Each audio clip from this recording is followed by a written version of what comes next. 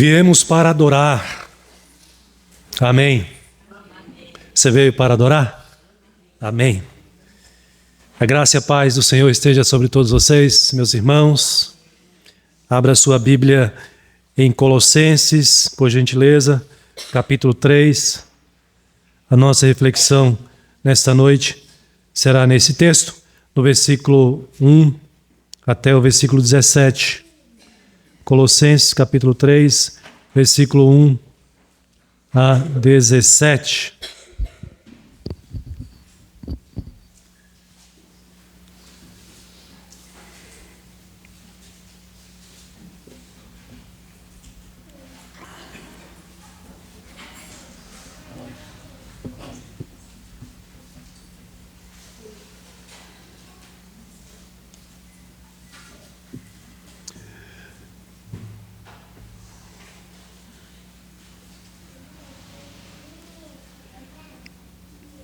Todos acharam?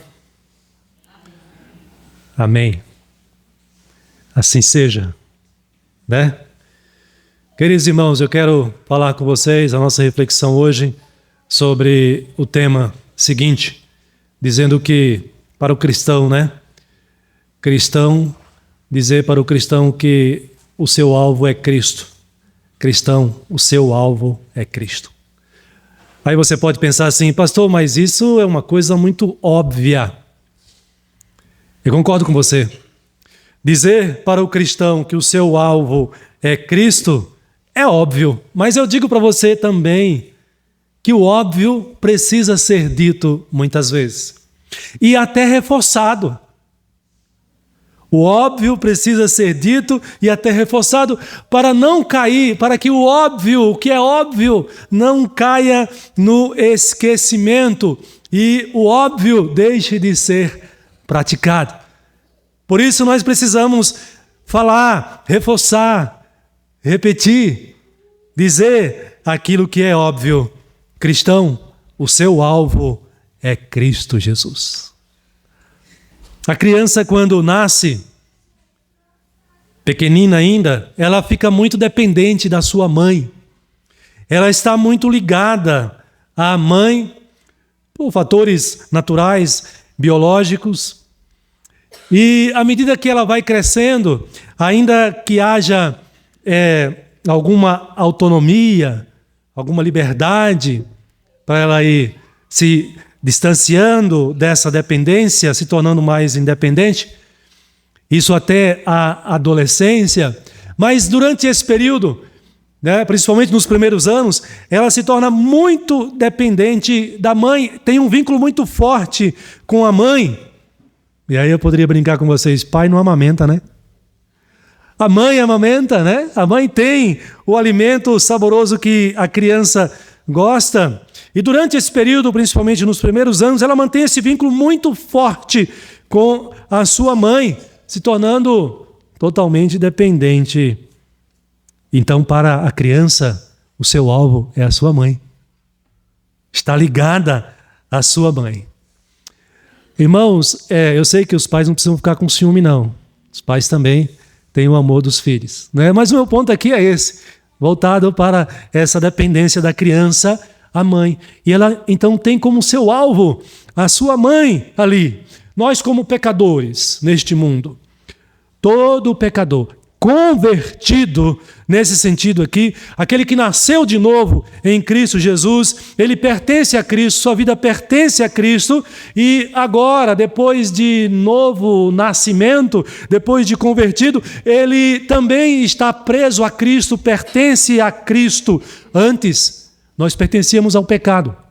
Antes, nós vivíamos apegado ao mundo, seguindo a agenda ideológica e idólatra do mundo, e por isso mesmo, antes de nós sermos convertidos, todos nós servíamos aos ídolos deste mundo, mas agora, depois de convertido, depois que você conheceu a Jesus Cristo, que você nasceu nele, teve a nova vida em Cristo Jesus, você foi salvo por ele, sua vida mudou, seu alvo mudou, não é mais o mundo.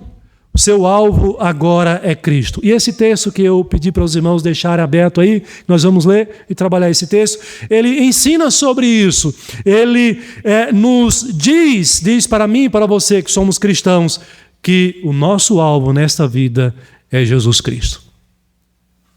Portanto, se o seu alvo aqui é Jesus Cristo, o que você deve fazer? Como você deve viver?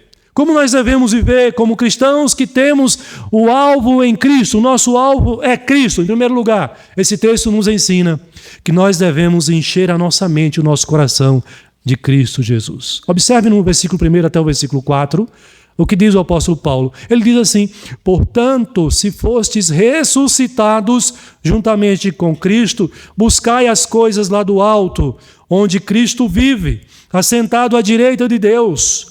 Pensai nas coisas lá do alto, não nas que são aqui da terra, porque morreste e a vossa vida está oculta juntamente com Cristo em Deus.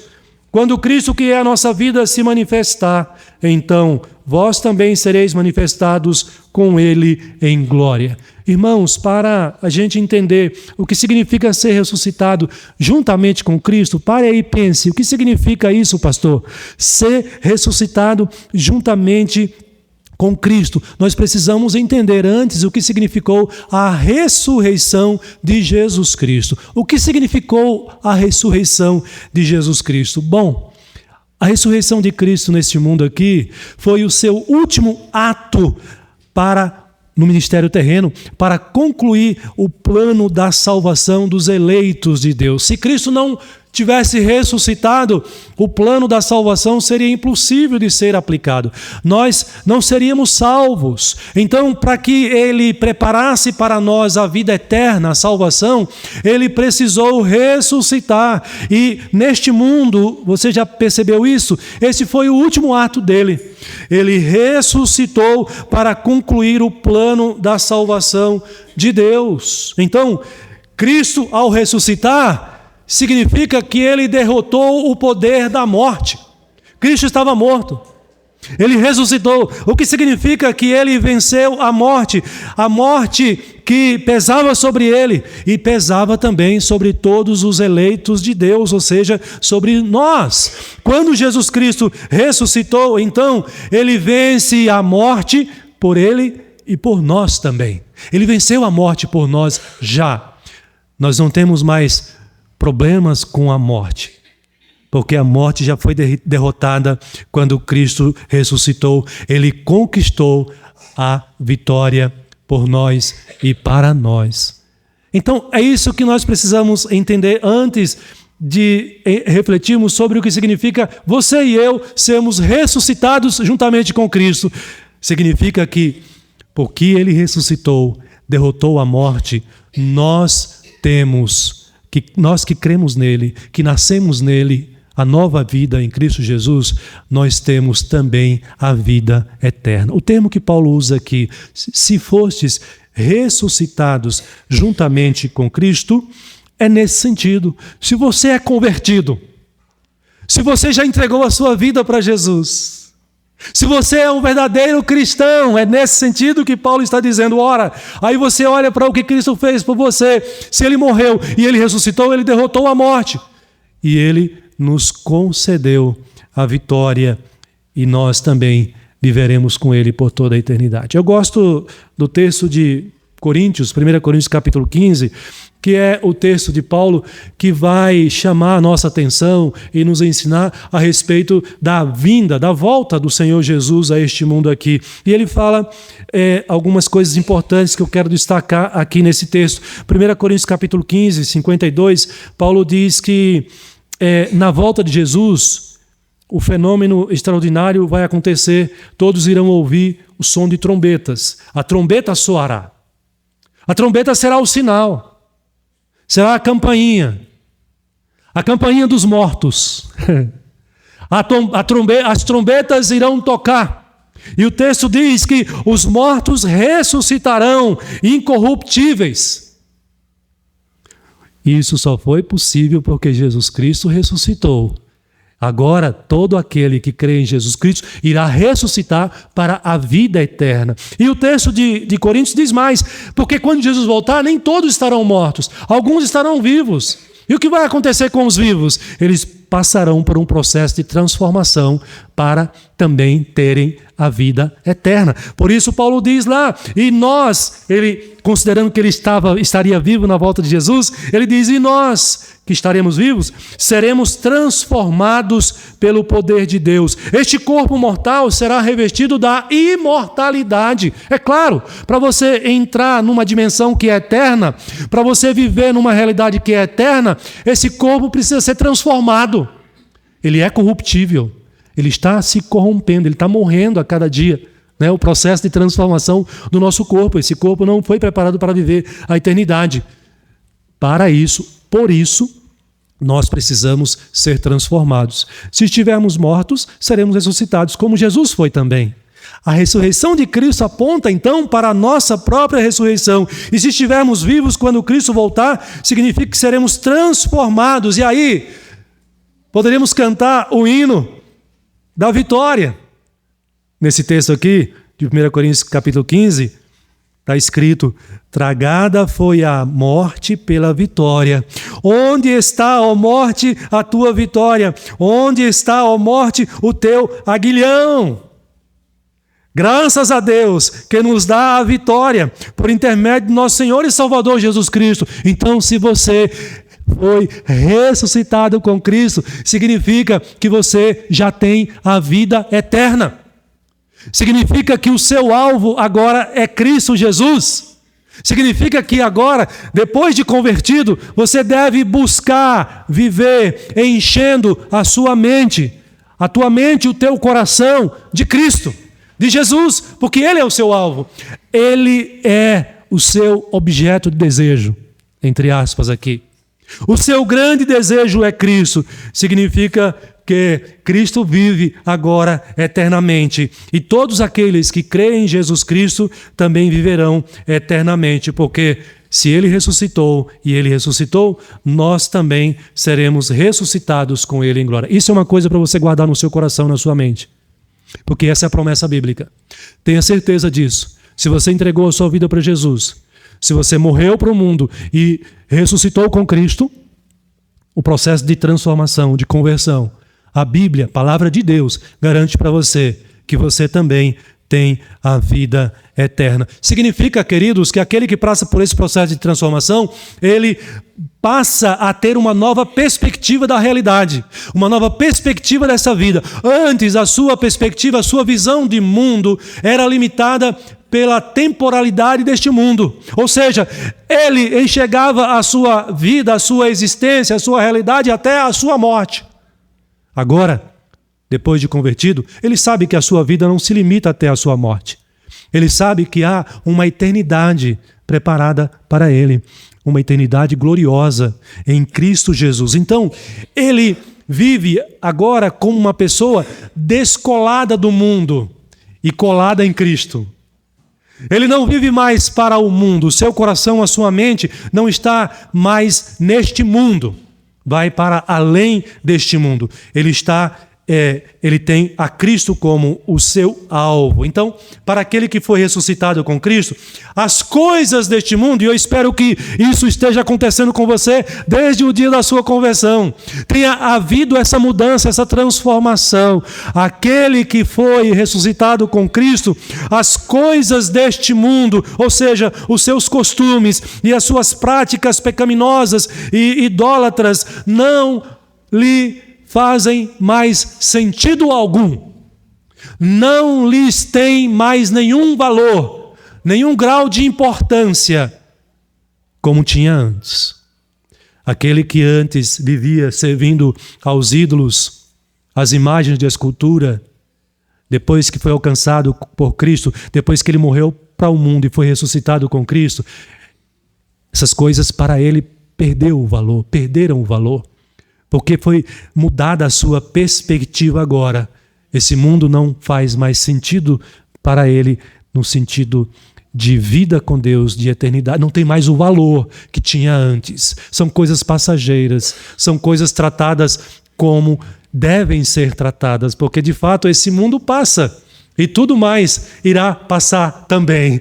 Tem alguém que queria entrar e está voltando ali. Então, Colossenses capítulo 2, versículo 20, vai falar: se você morreu com Cristo para o rudimento do mundo. Aqui Paulo está repreendendo o crente que diz: eu sou convertido, mas ele passa a viver a vida mundana. Pode isso? Como é possível? O crente, aquele que diz: eu sou de Cristo, eu fui convertido, eu estou convertido, mas ele volta a viver uma prática mundana. Paulo está fazendo uma exaltação, uma repreensão aqui, porque aquele que foi convertido, aquele que foi ressuscitado em Cristo ou com Cristo Jesus, ele não pode viver mais a velha vida na prática pecaminosa. Aí Paulo diz: se vocês morreram com Cristo para os rudimentos do mundo, para as coisas pecaminosas deste mundo, por que, como se agora vocês estão vivendo no mundo e se sujeitando às coisas no mundo? Por que isso não é possível, irmãos? Porque aquele que foi ressuscitado com Cristo, você e eu que somos convertidos, o nosso alvo agora não é mais este mundo e não está mais nas coisas deste mundo. O alvo da minha vida, o alvo da sua vida, quem é? Jesus Cristo. Por isso Paulo está dizendo: buscai as coisas lá do alto. Pensai nas coisas lá do alto. Pastor, o que significa isso? O que significa buscar as coisas do alto? Quais são as coisas do alto? Aqui Paulo está falando do próprio Cristo. Ele não está mandando a gente buscar as coisas que estão na realidade da atmosfera, do universo, mas ele está apontando para Cristo. Por que Paulo diz que nós devemos buscar as coisas do alto? Porque neste momento é lá onde Cristo está. Cristo é o seu foco, Cristo é o seu alvo. Observe que no texto ele vai dizer, no capítulo 3, buscai as coisas lá do alto. E ele explica por que ele está mandando você buscar as coisas do alto. Ele diz: onde Cristo vive. Cristo, a gente não aprendeu? Cristo está sentado à direita de Deus? Não é assim que a gente aprendeu? Então, na verdade, quando Paulo diz buscar as coisas do alto, Paulo está chamando a minha e a sua atenção para que nós busquemos a Cristo em todo momento, em todo tempo. Porque devemos buscar as coisas do alto, porque é lá onde Cristo vive, assentado à direita de Deus. Olha o versículo 3 e o versículo 4. Porque morreste e a vossa vida está oculta juntamente com Cristo em Deus. A sua vida eterna está guardada em Cristo Jesus. Então você está de olho em Cristo. O seu alvo é Cristo, o seu foco é Cristo. Nós temos já a certeza da vida eterna, mas nós não temos a posse ainda da vida eterna. Nós estamos aqui até a volta de Jesus, chegando o nosso dia, nós iremos morrer. Mas morrer na fé, morrer na esperança da vinda de Jesus Cristo. Nós estamos aguardando ansiosamente que Ele volte logo para nos revestir da eternidade, da perfeição, de uma vida gloriosa na presença dEle, vivermos na presença dEle por toda a eternidade, desfrutando dEle, da sua beleza, da sua santidade, do seu amor, da sua presença que nos consola, nos conforta e que nos alegra. Então você vive neste mundo aqui, com os pés neste mundo aqui, mas com a mente e o coração no alto, nos céus. Porque é lá que Cristo está e nós estamos aguardando Ele voltar. Então o foco de Paulo aqui, o ponto de Paulo aqui é o coração e a mente do crente. O meu coração e o teu coração e a tua mente e a minha mente deve estar focado em Cristo Jesus. Cristão, então, eu estou dizendo para vocês que o seu alvo é Cristo, porque Paulo diz aí no versículo 3 e 4, porque morreste, a vossa vida está oculta juntamente com Cristo em Deus. Continuando no versículo 4 ele diz, quando Cristo, que é a nossa vida, se manifestar, então vós também sereis manifestados com Ele em glória. Irmãos, esse dia será majestoso, glorioso para nós também, porque Cristo irá revelar a glória que Ele tem em nosso corpo, em nós mesmos. Ele irá nos revestir da sua glória.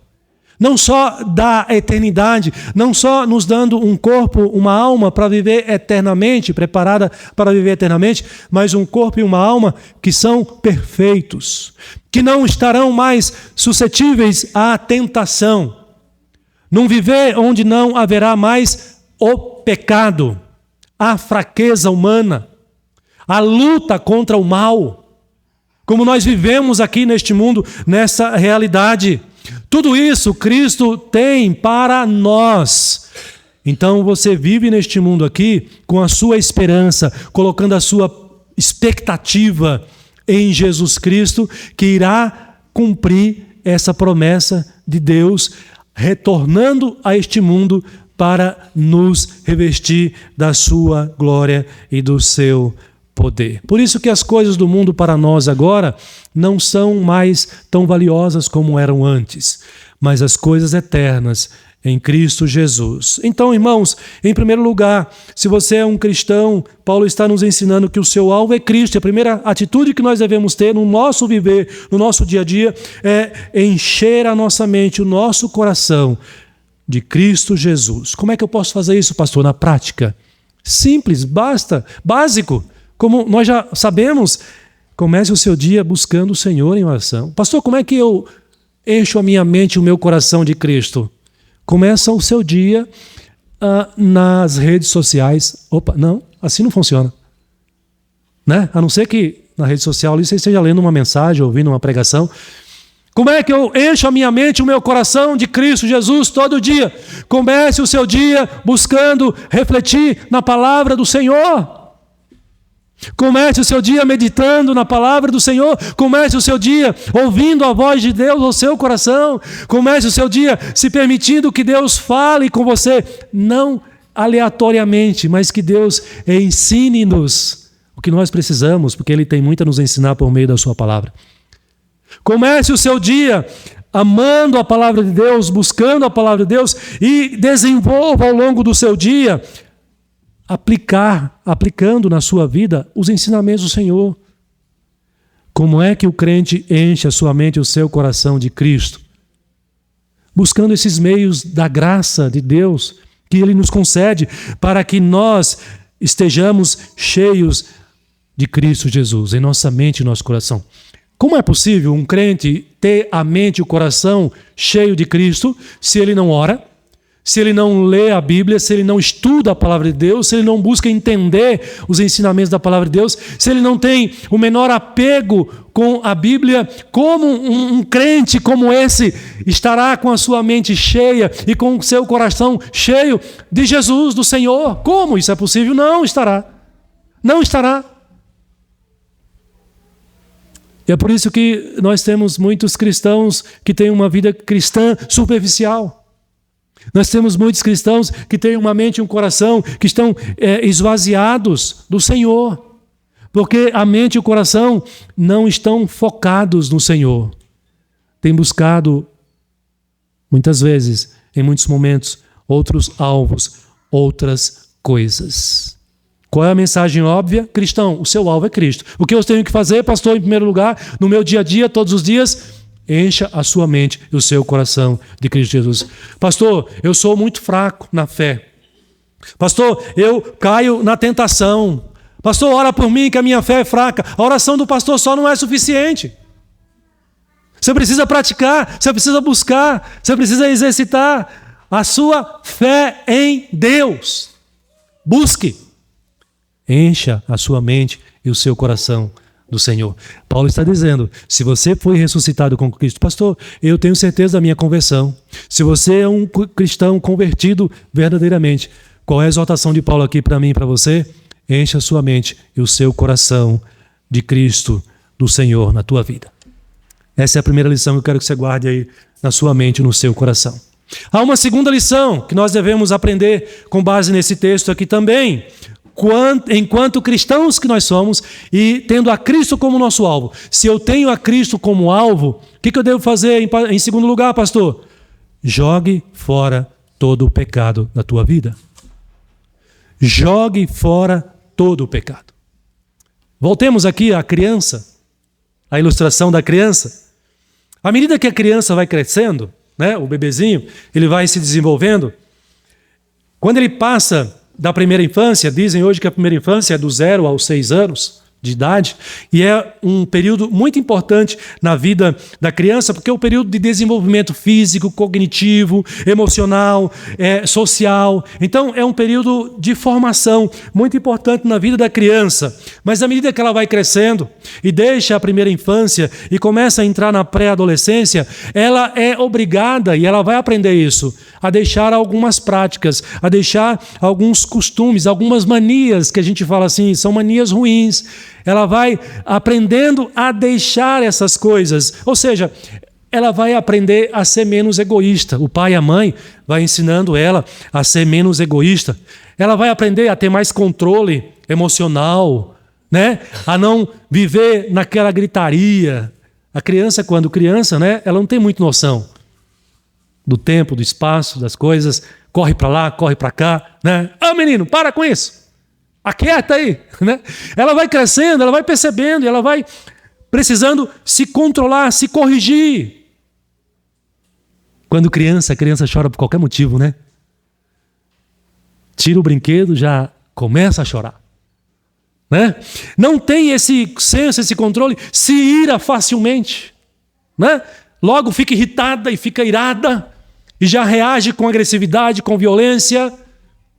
Isso enquanto criança, mas à medida que ela vai crescendo, ela precisa aprender a esperar, por exemplo. É preciso aprender a esperar. Aí você canta aquela musiquinha para ela, né? Para ir aprendendo a esperar, né? Precisa aprender a esperar. Você vai ensinando e ela vai aprendendo, ou seja, à medida que ela vai crescendo, ela percebe que ela precisa deixar para trás essas manias ruins, essas coisas feias. Assim também o cristão.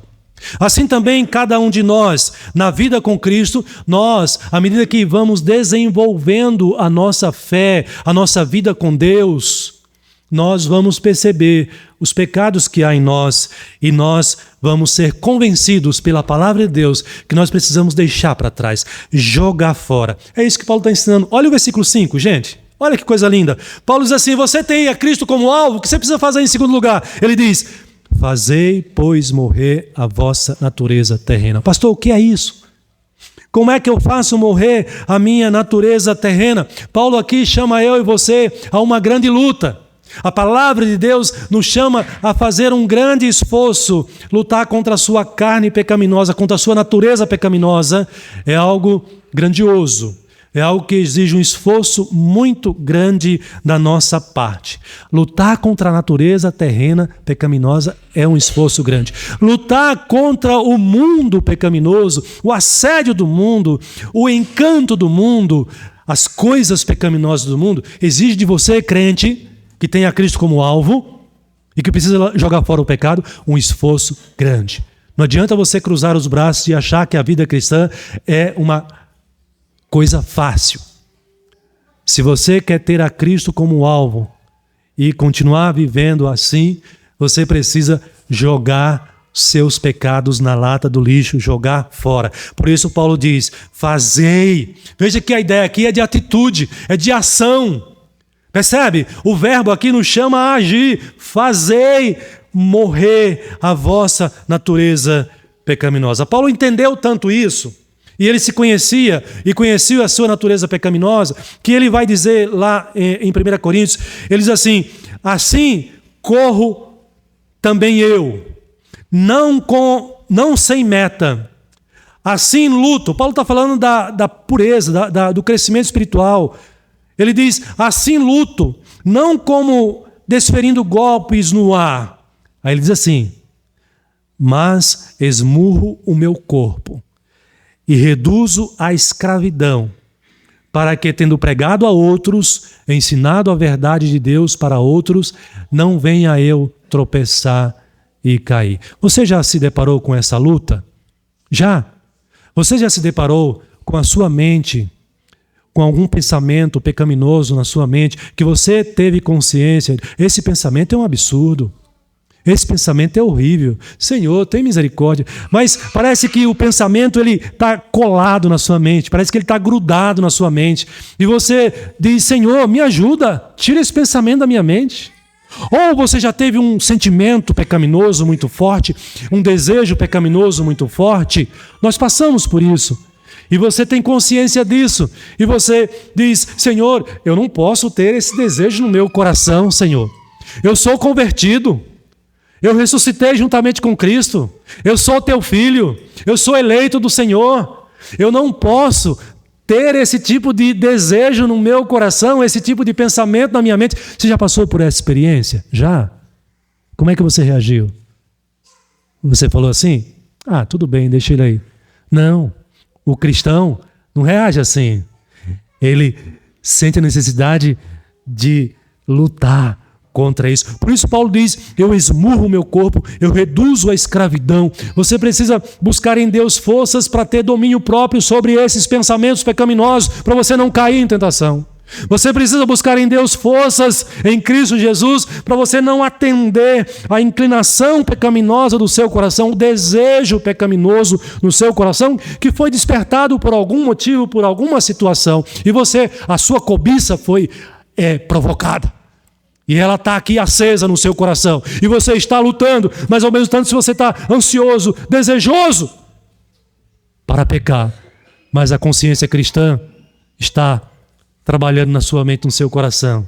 E você precisa lutar para jogar fora. Por que você precisa jogar fora os pecados? Porque a Bíblia ensina que os nossos pecados nos separam de Deus. Quando você peca, você não está em comunhão com Deus. É preciso voltar atrás, se arrepender, confessar. Isaías vai dizer assim: as vossas iniquidades fazem separação entre vós e o vosso Deus. Você concorda com isso, não concorda? Os vossos pecados encobrem o rosto de Deus de vocês, para que não vos ouça. Quando você insiste no pecado, é como se Deus tapasse os ouvidos. Há uma separação. Há uma quebra da comunhão. É por isso que nós precisamos, nós que temos a Cristo como alvo e queremos manter a comunhão com Ele, e queremos andar com Ele, e queremos viver para Ele, e queremos servir a Ele, nós precisamos jogar fora os nossos pecados. O cristão que tem a Cristo como alvo, ele precisa lutar por isso. Isso não é fácil, gente. Eu sei que é uma luta grande para todos nós, meus irmãos. E quem não tem Jesus, quem não morreu com Cristo e não ressuscitou com Cristo, não consegue vencer os desejos pecaminosos do seu coração, porque ele ainda está escravizado à sua natureza pecaminosa. Mas Paulo fala uma coisa aqui que deve chamar a sua atenção também, motivo pelo qual você deve jogar fora os pecados. Paulo vai dizer no versículo 6 que é por essas coisas que vem a ira de Deus sobre os filhos da desobediência. Meus irmãos, não nos enganemos, os nossos pecados despertam a ira de Deus, provoca a ira de Deus. No último dia, esse mundo aqui será um horror. Esse mundo no último dia será uma calamidade. Porque o Senhor irá manifestar a sua justiça, o dia da ira do Senhor, o dia final.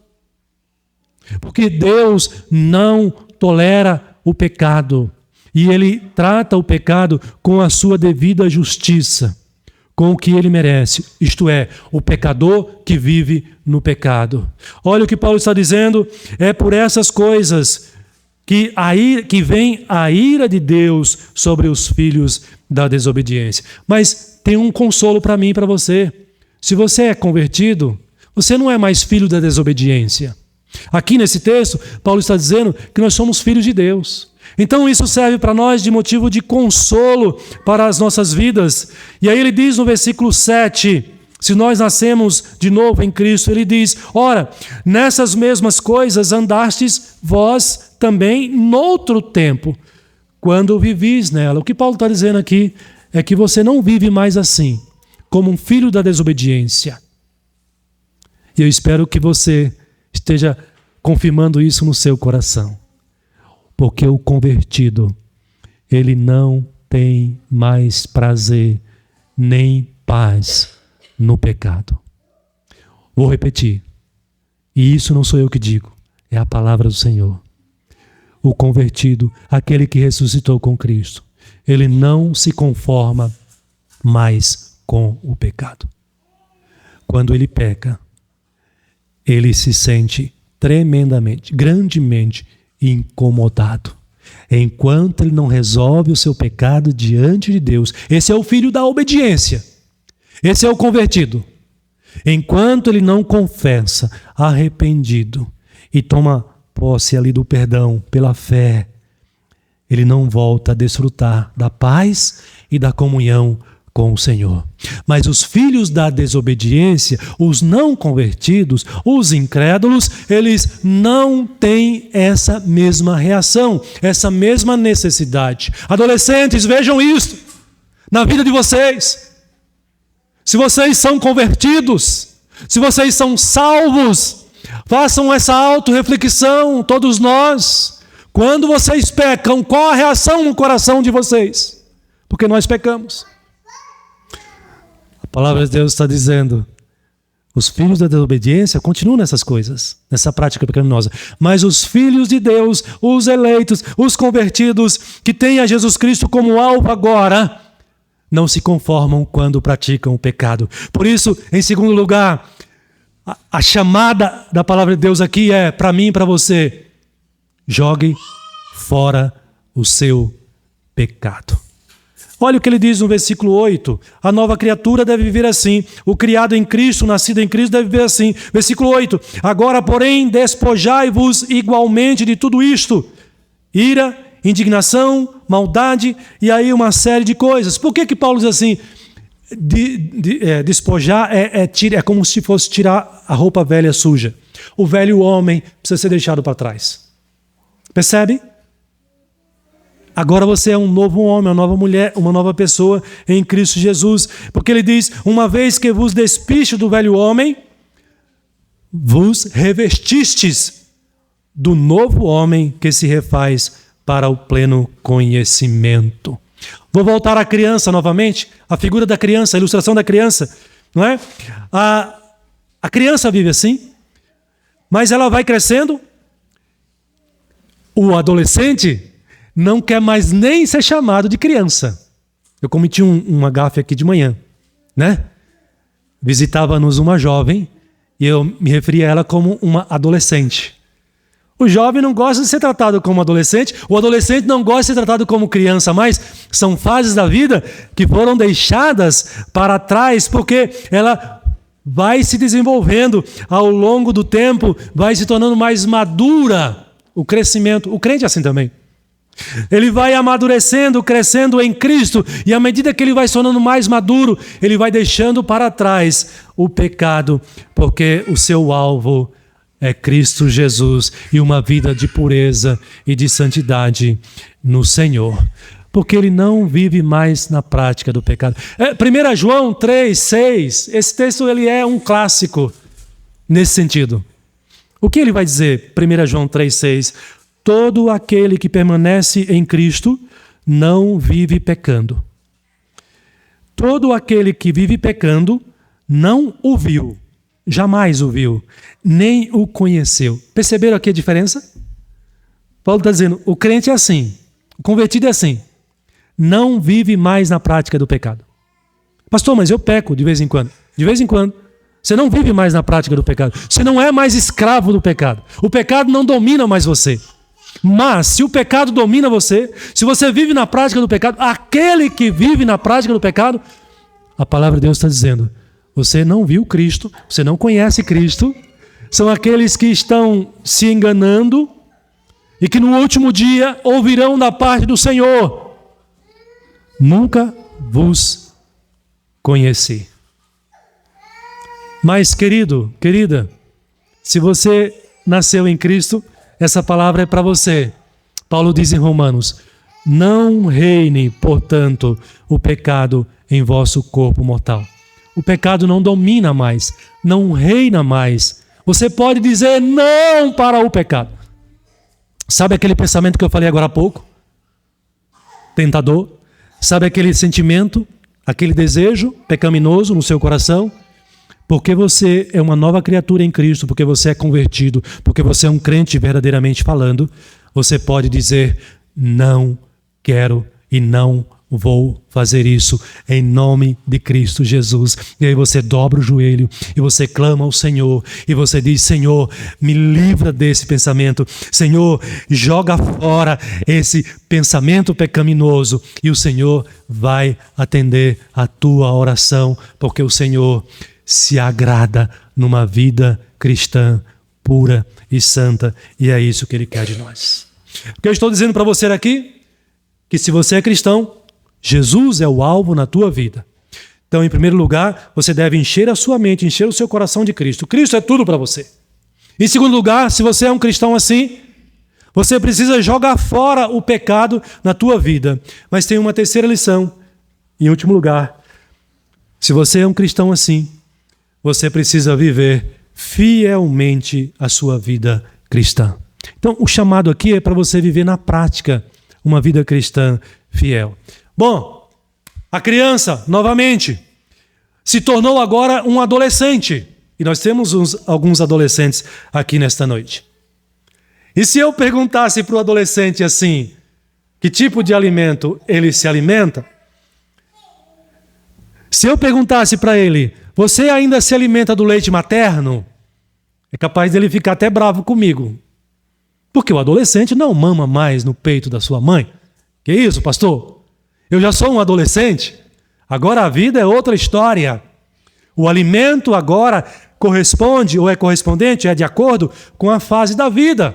Eu não preciso mais ficar amamentando para eu sobreviver. Eu me alimento agora de outros tipos de alimento também. Meus irmãos, assim também deve ser conosco, comigo e com você, com todo o cristão verdadeiramente neste mundo. Nós fomos chamados a crescer. Nós precisamos desenvolver a nossa vida com Deus. Veja aqui, você foi alcançado pelo Evangelho, a tua vida foi transformada. Veja, você não vive mais para o mundo, mas você vive agora para Deus. Só que você é chamado a viver para Deus uma vida de pureza, de santidade. Você não pode parar no tempo. Você precisa avançar. Você precisa desenvolver essa nova vida com o Senhor, em Cristo Jesus. Por isso aí, Paulo vai dizer no versículo 12 do nosso texto, capítulo 3, versículo 12, Paulo diz: revesti-vos, pois, como eleitos de Deus. Revesti-vos, pois, como eleitos de Deus. Se fosse irmãos da Assembleia de Deus, ele ia dizer assim, até que hoje também já mudou isso, né? É uma pessoa que se converteu na Assembleia de Deus. Se ela usava calça, agora ela não vai usar mais calça. Isso mudou agora, né? Não é mais assim em todas as igrejas da Assembleia de Deus. Mas lá no Nordeste, onde vocês moravam lá, não é, irmã Lúcia? Lá antigamente é convertido na Assembleia de Deus, cabelo comprido e saia. Eu estou usando esse exemplo aqui, não é uma crítica não, é uma ilustração. Por quê? Porque para os irmãos da Assembleia de Deus, esse tipo de vestimenta caracteriza a nova vida em Cristo, caracteriza o crente, a crente, o cristão. O que eu quero dizer com isso? O que a palavra de Deus quer dizer com isso? Quando Paulo chama a nós a nos revestirmos como eleitos de Deus. Querido, querida, se você é um crente, se a sua vida foi transformada, você não pode continuar vivendo como antes, com as mesmas práticas, com os mesmos costumes. E sim, muitas vezes, você não pode continuar vivendo com as mesmas vestes. Porque se antes era, né, falando aqui da mulher, se antes de conhecer a Cristo, você vivia com roupas sensuais, provocantes, agora, como cristão, você precisa mudar. Então, a chamada de Paulo aqui é nesse sentido, de que você teve a sua vida transformada. Isso precisa evidenciar no seu dia a dia, na sua conduta. Paulo está dizendo que nós precisamos viver como pessoas santas, como santos e amados de Deus. A palavra revestir aqui traz esse sentido mesmo, uma nova vestimenta. Vestir-se como um filho de Deus, ou seja, viver como um verdadeiro filho de Deus neste mundo aqui. Significa que nós somos chamados a assumir o padrão de vida que Deus nos ensina e determina na sua própria palavra. Paulo traz aqui pelo menos 5 virtudes nesse texto, quando ele vai falar que nós devemos viver na prática da compaixão, da benignidade, da humildade, da mansidão, da paciência. Talvez antes de você ser convertido, você não era uma pessoa tão paciente. Você perdia a razão rapidamente, a paciência rapidamente. Agora, como um crente, você precisa exercitar a paciência. Talvez, antes da conversão, você não era uma pessoa humilde. Ao contrário, você era uma pessoa orgulhosa. Mas agora você precisa imitar a Cristo, porque o seu alvo é Cristo.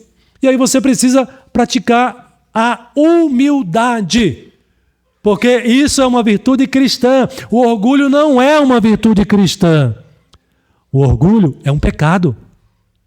Paulo diz que você é chamado agora a viver na mansidão, como uma pessoa que não é briguenta, que não faz provocações gratuitas, que promove divisões. O crente é aquele que pratica mansidão, promove a paz, promove a harmonia. Você é chamado a viver como cristão que tem compaixão dos que sofrem. Talvez antes de viver, de se converter, você queria saber só da sua vida e dos seus interesses. Estava nem aí para as pessoas que têm necessidade à sua volta e às vezes até algum familiar seu. Se você é um cristão, você precisa revestir-se da nova vida em Cristo Jesus e ser uma pessoa que tem compaixão. Talvez você, no relacionamento com seus familiares, você não era uma pessoa bondosa, uma pessoa boa. Eles te acusavam de você ser uma pessoa ruim. Mas como é ruim fulano de tal. O crente não pode ser uma pessoa ruim. Você precisa praticar a bondade, ser uma pessoa bondosa. Observe que Paulo traz essas 5 virtudes aí, e ele coloca essas 5 virtudes sob uma virtude maior, que é a virtude do amor. Mais lá à frente, ele vai falar do amor. Todos nós estamos vinculados a Cristo com base no amor de Deus em Cristo Jesus. Por isso, meus irmãos, nós devemos exercitar, praticar uma vida cristã fiel cada dia mais, cada vez mais. E Paulo prossegue nos versículos, ele vai dizer, no versículo 14, acima de tudo isso esteja o amor, que é o vínculo da perfeição. O 15, seja a paz de Cristo o vosso árbitro. O crente não pode ser aquela pessoa que causa discórdia, nem dentro de casa, nem no meio da sua família. Mas você deve promover a paz de Cristo Jesus. Ele diz que o crente é aquele que é agradecido. Veja que são coisas práticas que nós somos chamados a viver no nosso dia a dia. Agradecer a Deus por tantas bênçãos, mas também agradecer as pessoas à nossa volta. A pessoa faz um favor para você e você não retribui com a gratidão, com agradecimento. Ou talvez com um outro favor também para aquela pessoa que te fez um favor, e talvez tão importante favor ele te fez. Mas ele termina no versículo 16, chamando a atenção para algo essencial. Ele diz no versículo 16, habite ricamente em vós a palavra de Cristo. O cristão precisa viver pela palavra, alimentado da palavra. E ele diz, instruí-vos e aconselhai-vos com base na palavra. Nós não podemos viver separados da palavra. Se você quer ter uma vida cristã fiel na prática ao Senhor, se você faz uma autorreflexão e você quer encontrar fidelidade, você precisa trazer a palavra para o seu coração. Habite ricamente em vós. Ou seja, você precisa ser um cristão conhecedor da palavra, que sabe manusear bem a palavra e aplicar a palavra de Deus na sua vida. Você precisa ser um cristão que ama a palavra do Senhor, que tem prazer na palavra do Senhor e que quer viver segundo a palavra do Senhor. Por isso ele diz: instruí-vos e aconselhai-vos mutuamente em toda a sabedoria, louvando a Deus com salmos, hinos e cânticos espirituais. E tudo o que fizerdes, seja em palavra ou em ação, fazei-o em nome do Senhor. Essa palavra aqui também é importante. Quando Paulo diz que nós devemos fazer tudo em nome do Senhor, significa que você está reconhecendo que Cristo é o Senhor da tua vida e que você faz tudo em nome do Senhor para a glória do Senhor Jesus Cristo. Então, na vida do crente não deve existir nada de mundano. Você vive para a glória de Deus. Você faz tudo em nome do Senhor e para a glória do Senhor também, porque a tua vida está posta sob a direção e o senhorio de Jesus. Eu comecei esse sermão dizendo o seguinte: se você é um cristão, e eu creio que você é um cristão, Cristo é o teu alvo. Significa que a tua vida está sob a direção de Cristo. E eu estou terminando o sermão dizendo que o que o texto está dizendo, que você faz tudo em nome do Senhor e para a glória do Senhor, reconhecendo que Ele é o Senhor da tua vida. E não pode ser diferente. Se você entende que Cristo é o alvo da sua vida neste mundo aqui, é o objeto do seu desejo, é a coisa mais importante para você, você vai viver com a sua mente e o seu coração cheio de Jesus, amando a Jesus. Você vai viver lutando para expulsar o pecado cada vez mais da tua vida. E você vai buscar viver uma vida de fidelidade, uma vida cristã, fiel ao Senhor, cada vez mais. E isso é possível, porque a tua vida agora pertence ao Senhor. E Ele te dá o poder, a condição para que você viva uma vida de obediência ao Senhor. Irmãos, esse é um grande milagre que Deus faz na nossa vida. Todos nós temos as nossas fraquezas e antes da nossa conversão nós éramos servos da nossa natureza pecaminosa, dos nossos vícios, do nosso pecado, do mundo. Mas o poder de Jesus, aquele que foi tirado da morte, aquele que ressuscitou gloriosa e poderosamente, está junto a Deus, à destra de Deus, cheio de poder e majestade, intercedendo por nós, e que enviou o seu Espírito Santo, e que agora, por meio do Espírito Santo, creia nisso. Ele te dá a condição de você viver neste mundo aqui, em meio a todas essas lutas, tendo Ele como o alvo da sua vida, e vivendo uma vida cristã vitoriosa para a glória dEle, deixando para trás o pecado, e estando cheio dEle em todo tempo. É essa vida que Ele quer de mim e de você. É esse viver que Ele quer de nós. E Ele nos dá a condição para isso.